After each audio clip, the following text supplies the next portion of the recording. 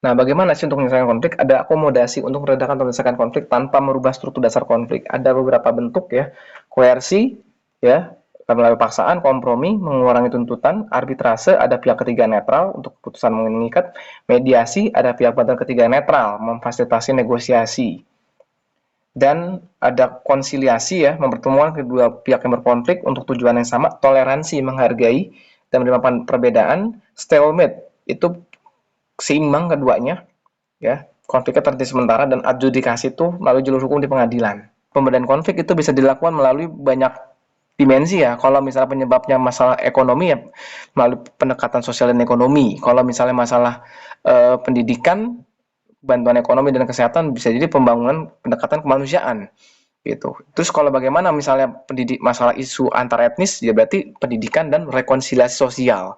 Kalau misalnya untuk ketimpangan sosial ya bisa berarti secara ekonomi dan sosial pasca konflik. Kalau misalnya untuk pemberdayaan perempuan, masalah lintas antar etnis ya, anak-anak itu bagaimana memperkuat ketahanan sosialnya ya, yang jelas pemberdayaan dan rekonsiliasi sosial. Kalau misalnya kedua belah pihak konflik seperti perang saudara tadi, pendekatan kemanusiaan dan pemberdayaan sosial ekonomi. Dan kalau misalnya tadi perang saudara, berarti pemberdayaan ekonomi dan reintegrasi sosial. Politik dan agama ya berarti dia pendekatan dialog dan pemberdayaan politik.